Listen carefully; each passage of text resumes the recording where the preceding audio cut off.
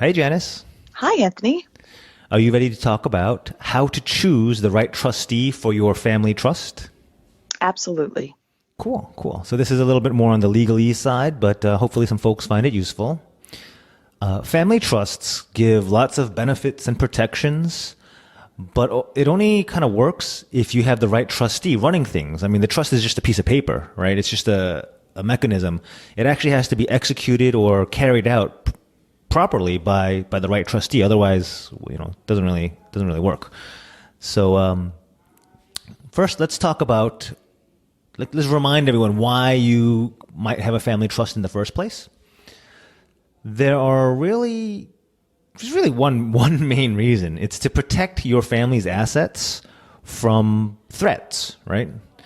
And the three biggest or most common threats are estate tax, divorce, or other creditors. So estate tax is just really not that common anymore because the laws have changed over the years where you have to have over like $11 million before estate tax becomes an issue. And just by mathematics, that's not going to affect a lot of people. No, that's a lot of money. Yeah. So let's just kind of skip over that one and focus on divorce and creditors, which happens to a lot more people. So the way a family trust can protect your family wealth from a divorce is, let's say that we set up a trust, or not we're not married, but I set up a trust for my kids, right? And I want to make sure that they are the ones who benefit from all this money that we work so hard to save and invest. But of course, families grow, and if my son gets married, right, and just things don't turn out the way we all hoped they would, I don't want that woman getting any of the family money. Right? Because you don't know what's going to happen. And yeah. Families are complicated. Yeah. I mean, one way is a prenup, of course, but if another layer of protection is to make sure that the money never goes through, is never considered what's called marital property. It's a little different from state to state, but in most states, so money that's sort of how do I put this? I'm trying to put this in a way that's easily understandable. You have money that you earned on your own and you brought into the marriage, and then you have money that was acquired together and therefore is a part of the family or of the marital assets that would get divided in half later on, right? So by setting things up in a family trust, you can basically make sure that money is never considered marital property, and therefore that soon-to-be ex-spouse will never get their hands on it, right? Makes sense to me. Cool. And then the other area is just general creditors, Citibank, American Express, or something that's not as common, like if you get into a dispute, traffic accident, it would be pretty common, right? Or, I don't know, some kind of contract dispute if you do a lot of business. Those are all potential creditors or litigations that you want to protect yourself from, and not just yourself, but your kids or anyone else, your spouse, whoever's a beneficiary of the family trust, and you just want to make sure that that the money goes to the people you intended to, not their people suing them, right? Right. It's that it stays within, like you said, you work so hard for it. You want to keep it in the family. So before we move on about who to choose as the right trustee, I want to quickly point out that unfortunately, and this is kind of a misconception, setting up a family trust does not help you when it comes to financial aid. You can't sort of move money off your balance sheet and then say, hey, I don't have any money. Can I get some financial aid? The government's onto that. So yeah, they ask about family trusts, and they take that into account for college assistance. Well, that does kind of make sense if you think about it. If you do really have the money, it's just kind of somewhere else.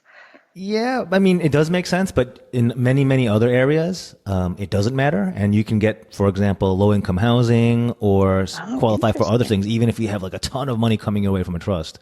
So that's why I pointed out that financial aid's a little different. Interesting. Yeah. Life is fair, isn't it? Again, whole nother podcast, but I don't know about that. Okay, so let's jump ahead about who to choose as your family trust. As the trustee of your family trust. So the number one, the most common person that folks think about is the spouse, right? That makes a lot of sense for a lot of reasons.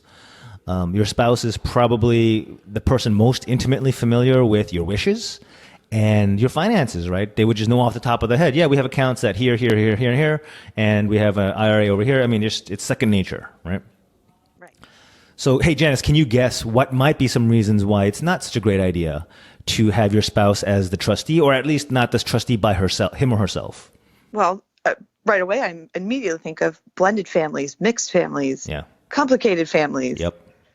I've been one of those. I can speak for that. We have a blended family, so we have stepkids and new marriages, and it is a complicated fun house here. But that would probably raise a problem. Yeah. I mean, just to flesh it out, and I hope I'm not, these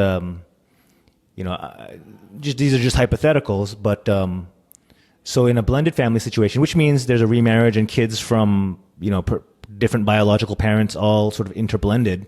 Yes. But there's just a risk that, so if the spouse is the second or third wife, kind of like the Robin Williams situation we talked about a few podcasts ago, that spouse doesn't have any blood relation to kids from prior marriages, right? Right. So that's not necessarily a bad thing. That doesn't necessarily cause problems, but the odds increase that there might be some insecurities, maybe even suspicions between the kids who have no relation to second or third spouse, right?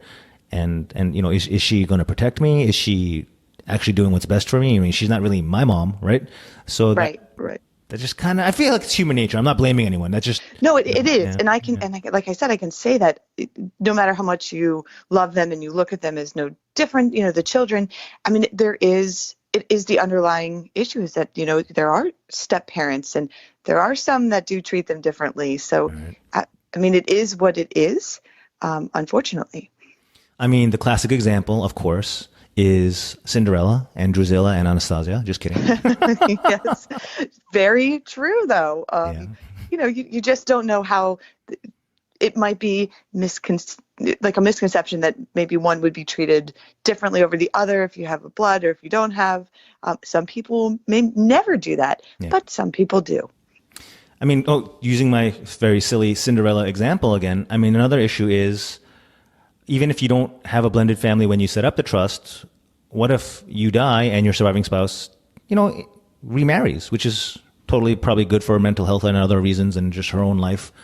But how does that impact the family trust and who gets what and how the kids would feel about that, right? So that's another situation where your spouse, who now has a new husband or wife, whatever, that might create complications. Yes. And as we said in the beginning, families are complicated. Yeah. There are so many different directions and that the families can go that the trust will help with that. So it's going where you want it to. So the next category of folks who are often chosen as the trustee is the adult children, usually the oldest or the most, quote unquote, most responsible of the adult children. And I say adult because obviously a minor can't be in charge of all this money. Right. So there's two main problems with this that come up. Again, there's many situations where it makes a lot of sense, but the big problem is bias or the appearance of bias. And here's what I mean by that. So let's say you have 3 kids. I'll call them Greg, Peter, Bobby, right? Yes. So we make Greg the trustee because he's the oldest and he's the most responsible. But Bobby's always felt like Greg kind of had a closer relationship with Peter, right? I mean, it might not be true. Right. It might just be his impression. So that anytime there's any sort of decision or turn with the trust that kind of could be construed one of two ways, Bobby might slowly begin to start suspecting, look, man, I know you and Peter are tight, but why is every decision breaking in his favor? And even if that's totally not what Greg is doing, and Greg is doing everything in his power to be impartial, that appearance and that relationship and that dynamic can actually just tear a family apart. I mean, both in terms of the family relationship, and then it could lead to Bobby getting his own lawyer and just straight up suing Greg, and that right, could, just not good for anyone. No, and if you have siblings, that this can occur. Yeah. Even if it's something simple over ice cream. I mean, you see that the sibling fights all the time. You have children. I have children. I see sibling fights all the time, and they love each other dearly. But it happens. It's life. It's life and siblings. There may be conflict. So the next potential issue with naming your adult kids as the trustees, you described it perfectly, Janice. There's life issues and conflict, but then add another layer to that because they're going to grow up and they're all going to get married, right? So now Right. Greg, Peter, and Bobby have spouses who don't know each other, or, they're not, they've just gotten to know each other perhaps. Right. And they have their own opinions about, hey, Bobby, why aren't you getting as much as possible for our family? I mean, you're the man of our Right. household. Don't let your brothers boss you around. Like, there's a lot of stuff going on. The outside pressure on top of having the sibling issue could be pretty detrimental to a family. Yeah.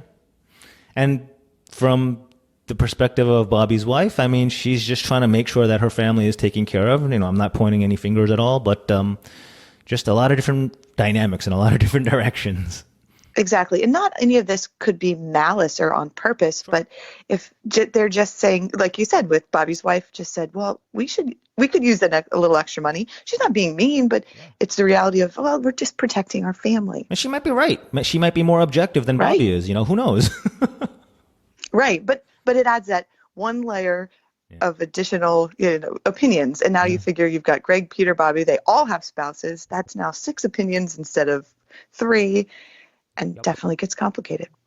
So this is all leading to the suggestion that in a lot of cases, it's best to get an expert, meaning an independent professional executor or trustee, to step in rather than have a family member who could be really conflicted filling that role. So I think we've pointed out pretty clearly, if you get somebody who's an attorney or a professional trustee, that they're just independent. They have no skin in the game. They don't care that mom paid for Greg's college a little bit more than, there's none of that baggage, right? Right. Yeah, right. And I like these examples because you are a professional executor and you can step away from the family drama. You have no family ties. If they're fighting over who gets the bigger scoop of ice cream, it doesn't affect the movements that you're going to make in the trust. Not at all. Nope. So how do you choose? Oh, so you might be wondering, isn't it more expensive hiring a professional than working with a family member? And the answer is pretty much no. I mean, the most of the trustee and executor fees are set by state law. So whether you're paying that money to, basically an amateur who doesn't know what they're doing and who's because they're conflicted can cause problems, you're paying the exact same amount to an independent professional who has a staff built out like you, Janice, to help run the whole process, has tax and legal expertise. I mean, to me, it's kind of a no-brainer. Would you rather pay your nephew who has no experience to do your taxes or the same amount to a seasoned professional? That seems like an easy decision to me. It does. And it calculate in, this is like a cost benefit analysis, but you've got, let's say Bobby, like you said earlier, needs his own attorney to sort this all out. Okay. Now you're talking more money. Or if you've got Greg doing it on his own and then he eventually needs help, then you're going to need another lawyer. So it could all start compiling and be way more expensive than hiring the professional in the first place who's not involved. So how do you go about choosing a good professional executor? Make sure they're experienced in the field. And it's good to have somebody who has sort of top 20 abilities in many different areas. And what I mean by that is trustees have a lot of things that they have to manage and know about. It could be buying and selling or investing in real estate, understanding stock and bond investing. It can include understanding legal implications, tax implications, and of course, just generally risk management. Having somebody who's experienced in all of these areas doesn't have to be the world's leading expert in all those areas, but at least better than 4 out of 5 people, because they will still rely on CPAs and other attorneys, but at least there's just a greater efficiency if they already have sort of 80% knowledge already built in. Yeah. Absolutely. And you can ask too, how many have you done? And the person that you're going to go with, if you ask them these questions, they will give you the answers and help, ease your mind a little bit. I always like to ask you, how many have you done? Are we in the thousands yet? Or not quite yet, but several hundreds. Several hundreds. Okay. Yeah. So when you hear, several hundred, of course, people are just starting out, but it's nice when you have that many under your belt and you have, like you said, you have the knowledge in these different bases that you can bring to the table. Like you said, no brainer when you sit down and you weigh everything out.